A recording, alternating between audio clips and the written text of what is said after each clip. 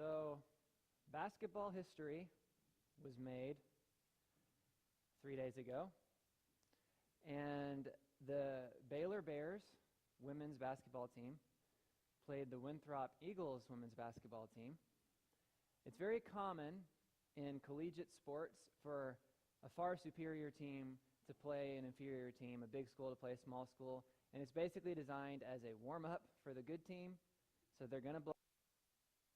So the other team, the lesser team, plays, though, because basically they get a lot of money from the bigger school.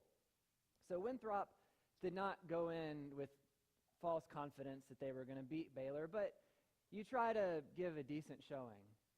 Well, the Baylor Bears beat the Winthrop Eagles by 108 points.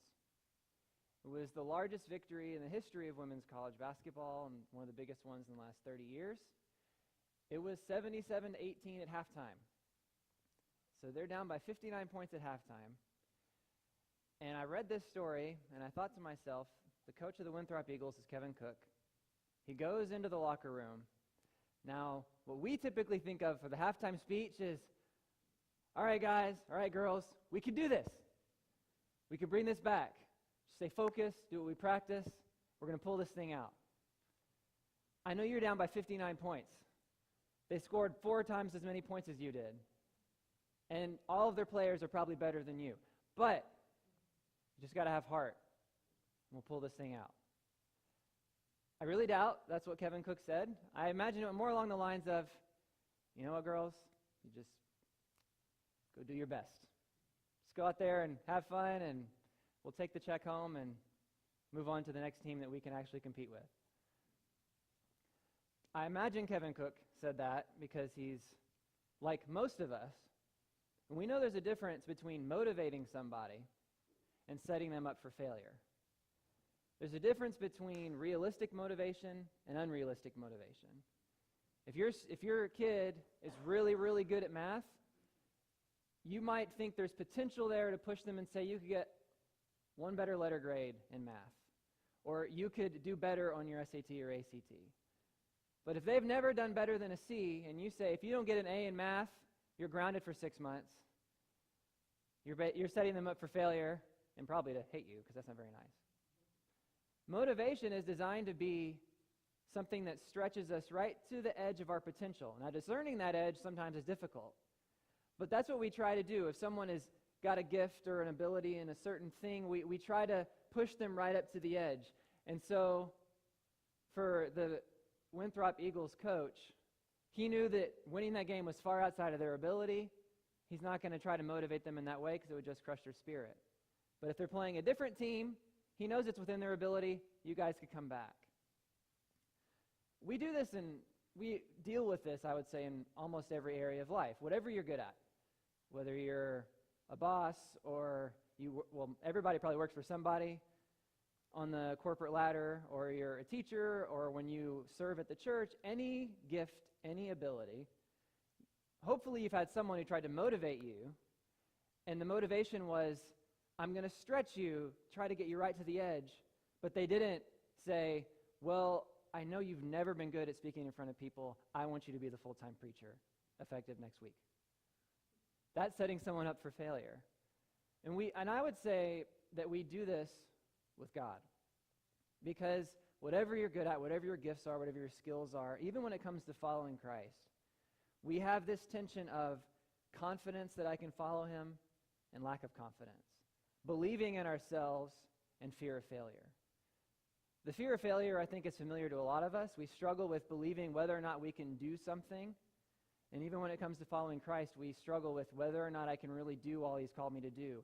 And we let this pressure of being motivated and being afraid to fail seep into every area of our lives. It can become legalistic. It can become oppressive, even in our faith.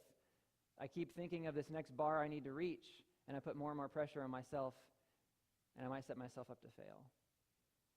And we can even approach Christianity, we can even approach Jesus as another bar we're trying to reach that might crush our spirit because we never feel that we can reach it.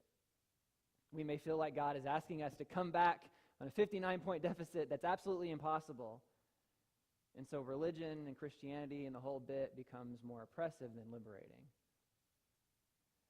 Well, I believe Jesus has something to say about that today in the passage we're going to talk about. In Matthew 5:17, Jesus says, "Do not think that I have come to abolish the law or the prophets. I have not come to abolish them, but to fulfill them. For truly I tell you, until heaven and earth disappear, not the smallest letter, not the least stroke of a pen, will by any means disappear from the law until everything is accomplished.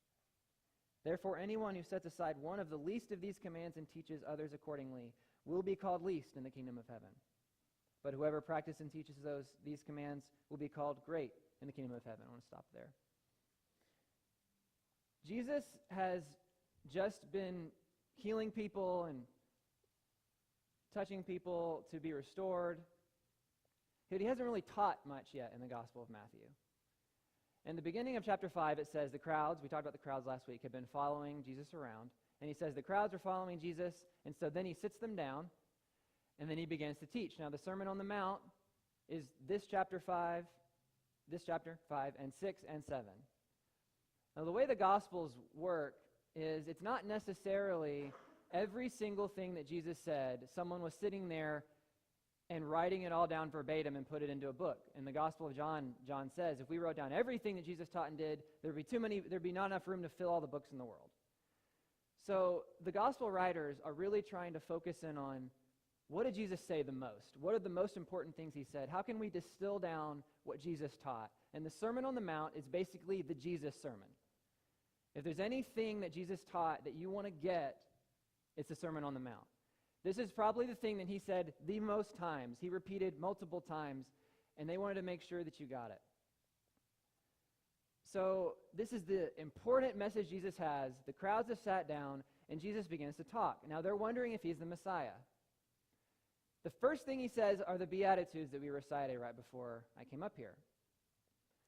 That might have thrown them a little bit for a loop, the teachers of the law and the crowds. That was a little bit out there, but it might have sounded a little bit appealing. He's talking about being meek. He's talking about being persecuted. He's talking about all these very loving things, but challenging things.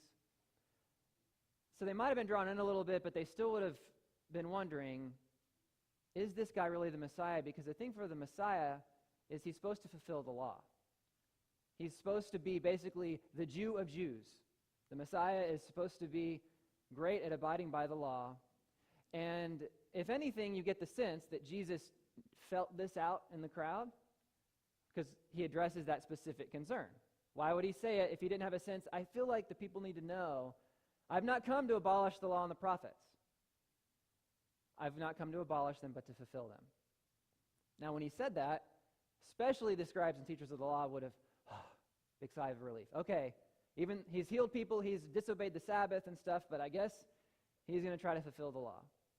So that's check mark number one. That's good. I'm glad that he wants to do that. And then he gets a little more stringent and he says, every iota, every dot of the law will be fulfilled. Heaven and earth will pass away. The law will not pass away. All right, this guy really has a grasp on how important God's law is. I like that. And then he gets more stringent and he says, even if you disobey one, you're least in the kingdom of heaven. But if you teach others to do it, you're great in the kingdom of heaven. Now at that point, again, the scribes and teachers of the law would have probably been overjoyed. This guy really gets, we need to follow the law. The law is very important. The crowds probably thought, man, gosh, I mean, one commandment broken, and we are least in the kingdom of heaven. But, I'm used to the Pharisees at this point. They're very strict. So this guy's another prophet. He follows the law. I guess that's par for the course. That's what comes with the territory. But then Jesus says what he says in verse 20.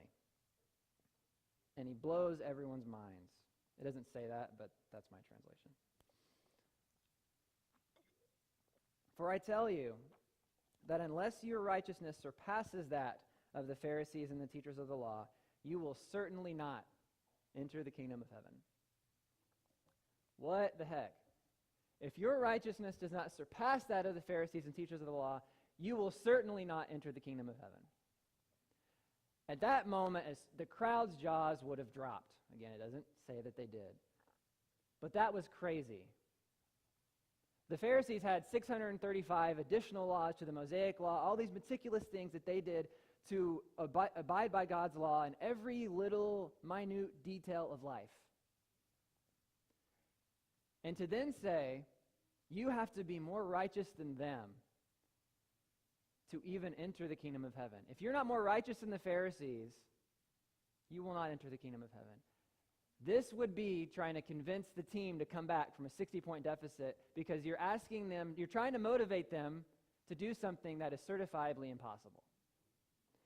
The people had the concept that the law was already really hard to follow.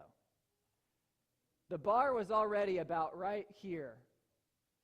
And then right now, Jesus takes the bar and he throws it up there and he says, that's what you got to do to enter the kingdom of heaven. Tough luck. Sorry. If you're not better than the Pharisees, you're not going to make it. So even the Pharisees would have been offended by that because they've tried so hard. They're doing everything they can think to do to follow God's law, and Jesus says, unless you're better than them, you won't enter. And again, of course, the crowds would have been even more overwhelmed because there's no way that they could be more stringent, more strict, more righteous than the Pharisees. Jesus is the Messiah, and you'd think he's trying to motivate the people. He's trying to galvanize the people. This wasn't motivation. This is setting people up to fail. This is putting a bar that nobody can reach. So what is Jesus doing? Is he setting a bar that no one can reach to say, all right, guys, that's my teaching. Peace out. Sorry. Good luck to all of you. Well, there's a couple things that we can do when you look at this statement that Jesus makes. Number one, you can look at it as righteousness as the Pharisees, and really everyone to that point had defined it, which was by the law. And if you define it that way, then what Jesus said is certifiably impossible. You could not be more righteous than the Pharisees. You could not abide by because if you break one law, you're done. Or Jesus is redefining righteousness as something different. I would liken this to you come to a river and it's a mile wide and the rapids are treacherous and you're looking at it and everyone who's tried to go across with a boat or a raft, they've all been swept away. Jesus shows up and he says, river's an inch deep. Let's walk across. There's something completely different. There's a whole different way to approach this problem than the way that the Pharisees had approached it to this point. I titled this message today, Impossible Righteousness, because that's what Jesus is addressing. And in a sense, it's what Jesus teaches. We'll unpack that more. What the Pharisees had set up as they defined it was impossible, but Jesus defines it as something different. What Jesus is doing here is he is redefining righteousness as internal, not external. Throughout the rest of the Sermon on the Mount, particularly in chapter 5, Jesus continues to say things like, you've heard that it was said in the law, but I say to you. And he addresses several different things. And everything that he goes into, he makes the point that it's not about the external, it's about the internal. It's not about what you do, it's about the condition of your heart. And he makes this abundantly clear in how he talks about the Pharisees, really throughout the gospel, but particularly in Matthew 23. Jesus calls out the Pharisees' form of righteousness, and he says, woe to you, teachers of the law and Pharisees, you hypocrites! You are like whitewashed tombs, which look beautiful on the outside, but on the inside are full of the bones of the dead and everything unclean. In the same way, on the outside you appear to people as righteous, but on the inside you are full of hypocrisy and wickedness. You snakes, you brood of vipers, how will you escape being condemned to hell? Safe to say, Jesus does not like the Pharisees' form of righteousness. He's very forthright. Your form of righteousness, your external form of righteousness, is not what gets you into the kingdom of heaven. And this is what Jesus explains throughout the rest of chapter 5. You've heard that it was said, but I say to you. He starts with murder. And he says, if you murder a man, that's against the law.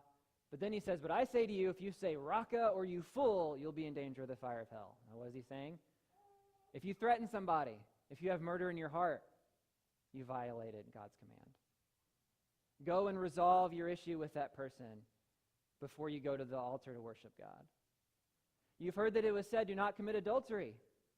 But I say to you, if you lust after a woman in your heart, you've committed adultery. So whether or not you act on that, if you have lust in your heart, you violated God's commandment. You've heard that it was said, you can swear by heaven or earth and you can make an oath, but I say to you, let your yes be yes and your no be no. What is he saying? You don't need external things to verify that your promise is going to come true. You should be a man or a woman of integrity. Your yes is yes, your no is no. You don't need to make an oath on some external contract so that people know you're actually going to follow through on your word. Let your yes be yes and your no be no. You should be a person of integrity, regardless of any externals. Your heart should be willing to follow through on your word and what you promise to do. And then, of course, if someone strikes you on the cheek, eye for an eye, tooth for a tooth, no. Turn the other cheek. If he asks for your cloak, give him your tunic as well. If he asks for you to go 1 mile, go with him 2 miles. And with that, of course, that passage is loaded. We could talk about that. It's not just that Jesus says turn the other cheek so that they'll hit you again. When someone hurts you, when someone violates you, when someone comes against you, continue to extend relationship to them. Even when they wrong you, you are consistently wanting to extend reconciliation even to those who wrong you. And then he concludes with, if you love those who love you and you hate those who hate you, you're no different than the world. Love your enemies and pray for those who persecute you. Let your heart be in a place where you're always extending love and reconciliation even to those who come against you. It's about your heart. It's about what's on the inside. It's internally what God is doing within you, not what you show on the outside. Because if it's all about what's on the outside, you could end up being a whitewashed tomb. You could end up being a hypocrite. It's about what God wants to do inside of you. That's the righteousness that Christ declares. So I want to take a second and ask, how is your heart today? Because when you come to church, come to when we gather together or do any good deeds, those things are great, but in and of themselves, that is not the righteousness that Christ preaches. If you may not have murdered somebody, but if you had murder in your heart, if you had envisioned killing that person that drove you nuts, you may not have committed adultery. Have you had adultery in your heart? You may not be willing to hurt the person who hurt you, but you certainly have not let God deal with you to open up a door for relationship to that person if the door were to present itself. You may think of yourself as an honest person, but if the right situation presents itself, you might tell that lie because it helps you out. Are you a person of integrity, a person of your word when it counts, when it's hard? These are the kind of questions Jesus would ask. He would say, I don't care necessarily what you've done, what your track record is, what the legal court system has done, because that's what they prosecute is when you act on it. I care about where your heart is. So how is your heart with Christ today? Now, we could take that and we could feel even more condemned. Oh man, gosh, Jesus made it. It was hard what the Pharisees did. He's made it even harder. Now it's not just about what we do. It's about the condition of our heart. He is making it more and more impossible. But what Jesus is doing here is something really remarkable, and I really think we can miss when we talk about being a Christian, we talk about Christianity, and we talk about religion, we kind of just can lump Christianity into all the other religions. But what Jesus is doing is he is defining Christianity as fundamentally different than religion. If anything, it's implicit in all of the Gospels because who are Jesus' main opponents? The religious leaders. Who are the people that Jesus is the harshest with in all the Gospels? It's the religious leaders. He's most tender with the crowds and the disciples. He has a real issue with external righteousness because that is not what gets you into the kingdom of God. That's religion. Religion is You can be religious about anything. You can be religious about football. You can be religious about Buddhist teaching. You can be religious about Islamic teaching. You can be religious about Christian teaching. Because religion is, here is these set of principles that I need to follow, and I need to follow them really hard. I need to try really hard to do the right thing, to obey these commandments. And we can bring that mindset into anything in life. Again, whether it's something overtly religious like Buddhism, or whether it's football, or our grades, or the way we raise our kids, anything can become, here is a set list of principles, and I need to follow those, and when I do not reach that bar, I have set myself up for failure and condemnation. So what Jesus is doing is he's saying that system does not work. The bar is already really high. I'm throwing it out of your reach to get the point across to you that living that way does not work. You can never be good enough. You can never do enough, whatever religion you follow, to be good enough to enter the kingdom of heaven. It's not feasible. It's not possible. He made it so that you can't reach it to communicate the point that you shouldn't live that way. And that's religion. And that's why Jesus says, I came to fulfill the law and the prophets so that you don't have to. And that is fundamentally different than other religious teaching. Because everything else is, I'm somewhat of a good person. Here's these rules I should follow as best as I can. Jesus comes and he says, no, you can't. It's out of your reach. I fulfilled it for you, so depend on me. So everything about being good enough, everything about trying to be a good Christian or be good at whatever you do is not about how hard you try, but it's how much you trust. It's about how much you surrender. It's about how much you invite Christ's righteousness rather than trying to earn it. And we can say that very easily about other religions, but the Pharisees were great Jews, and they totally missed it. And we can be great external Christians and miss that this is what righteousness in Christ really is. Stop trying to... A lot of times we have this kind of picture of the perfect Christian life. Or we have this picture of how I should behave in church, or how my Christian family should look, or how evangelism in my neighborhood should look, how I should appear to my coworkers. I shouldn't get that angry. I shouldn't get that frustrated. I have this certain decorum about my life that I need to uphold because I'm a Christian. That is not the way to think about serving and following Christ. Now, as you do that, it might flow into those behaviors, but if your focus is on the external, then you're not focusing on Christ himself to let the external flow out of you. Instead, you live under the bar mentality and whatever it is that you try to be good at for others to see. And I get it. We all do it. It's hard. But Jesus is saying that way of life does not work. That way of life is not the righteousness that I want for you. Now, the very difficult thing about this, there's a lot of difficult things, I guess, but one of the main difficult things about this is that the two can look almost identical, at least for a time. And Jesus alludes to this. Because at the end of the Sermon on the Mount, again, it's chapters 5 through 7, then he gives this illustration of there were two people. One built their house on the sand, and one built their house on the solid ground. And the one who built their house on the sand, eventually the winds and the waves came, and they swept the house away. But when the winds and the wave came to the house on the solid ground, it stayed sturdy. So is the person who hears what I teaches and practices it and obeys them. They build their house on the solid ground. Now we can take that and say, well, that means I just need to try harder. No, this is the point of the Sermon on the Mount that Jesus is making. It's righteousness in your heart. That's what you need to practice. And so you might build the house, and the houses look the same, and the house can be there for a while, but when the pressure of religious thinking becomes more and more overwhelming, that's when the house gets swept away.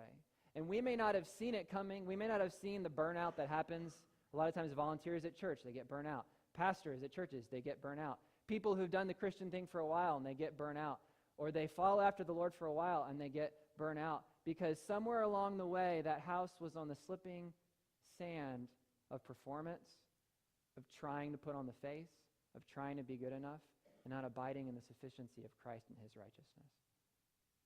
Because none of us were meant to bear that burden. And some of us might be able to carry that load for a very, very, very long time. But Jesus gives another example.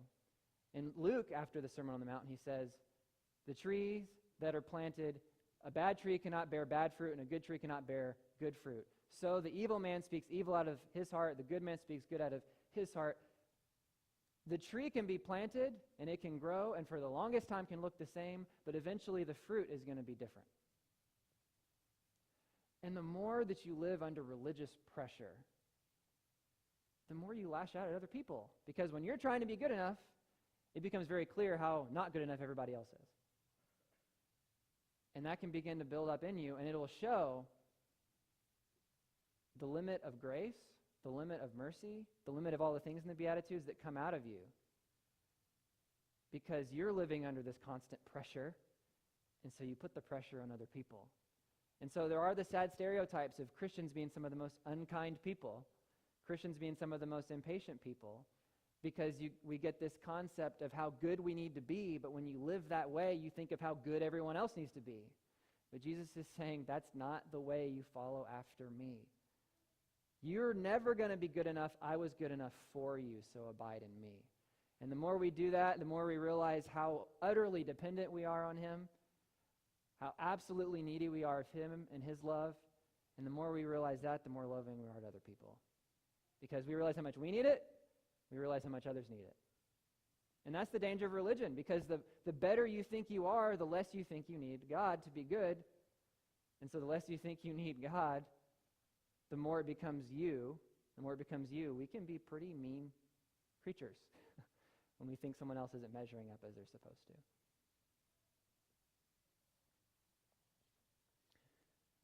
So ultimately, Jesus is presenting a very different way of living. It is impossible righteousness, and that's the point. And the point is it's impossible, but Jesus did it for us and made it possible.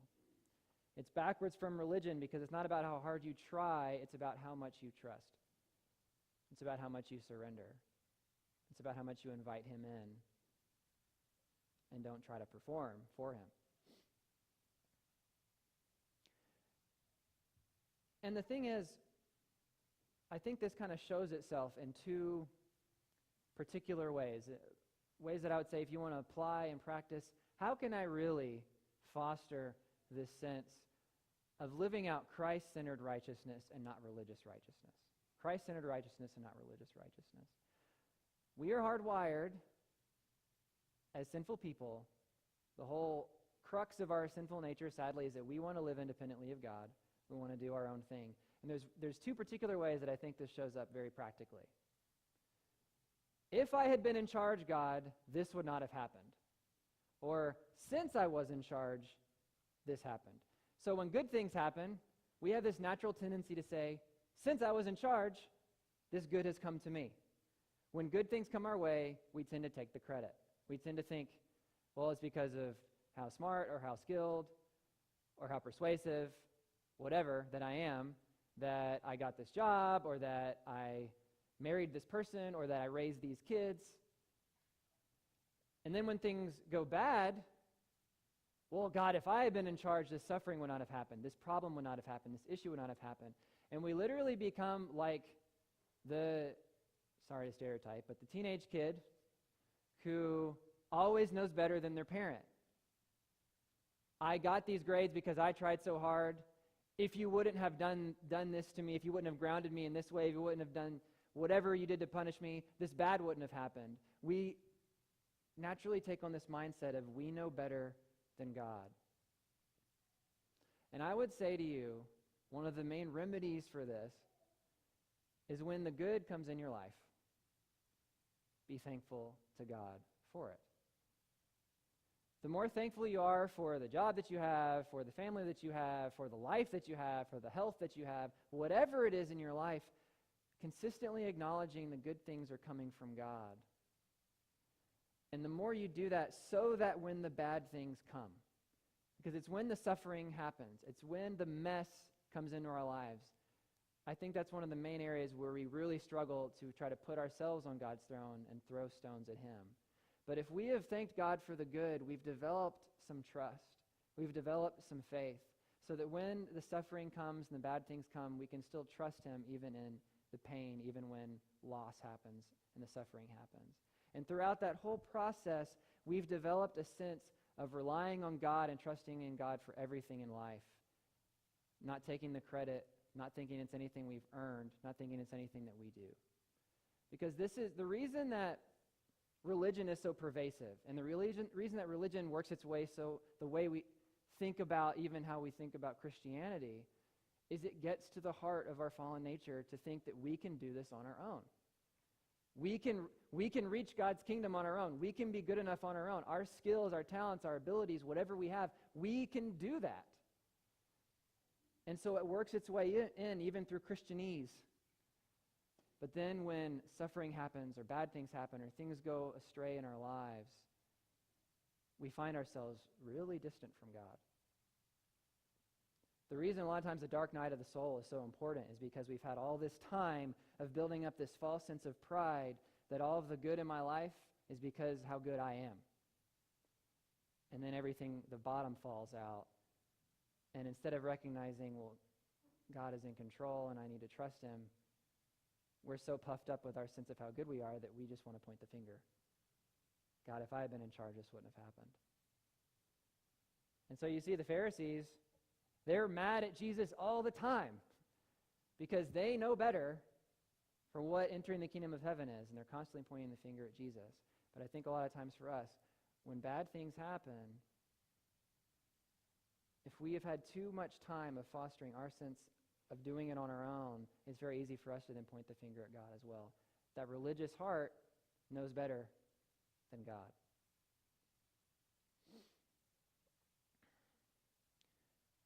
And one of the main ways that I think this is very different, again, than religion and trying to be good enough, and Jesus hints at it throughout the Sermon on the Mount, and really throughout his ministry, is that it is a relationship and that God is Father. And the more that we trust in the Father, the less that we think he is a bad or unfair Father. And it comes somewhat to a climax in Matthew 6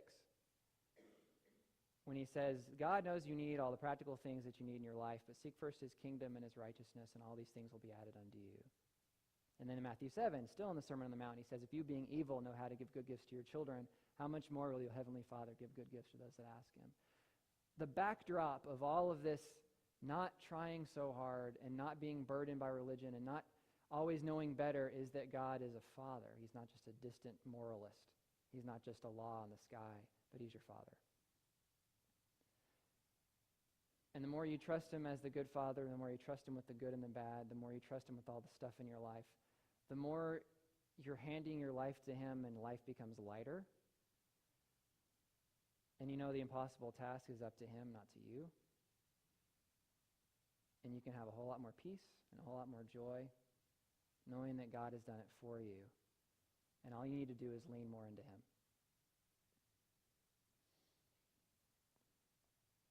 There's a verse that I want to close with. This is from a hymn by John Newton. Just one verse.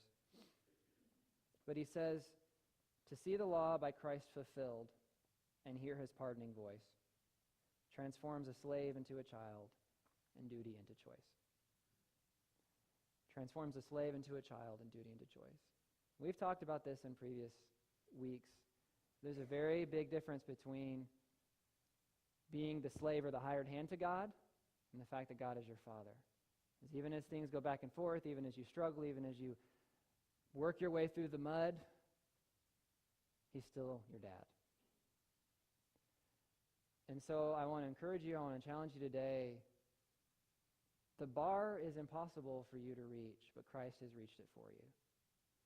And to know the peace and the fulfillment of practicing the gospel and practicing Christ-centered righteousness is to continue to come back to handing him all the stuff in your life. When the pressure of feeling like you need to be good enough comes, when the pressure of needing to try hard enough comes, when the pressure of putting on the face comes, hand those things to him. He has fulfilled the law and the prophets. He has fulfilled it for you. So your practice is not try harder. Your practice is trust more. Whatever it is in your life, trust more, and the righteousness of Christ then will flow through you. Let's pray. Jesus, I thank you that you knew that we couldn't reach the bar because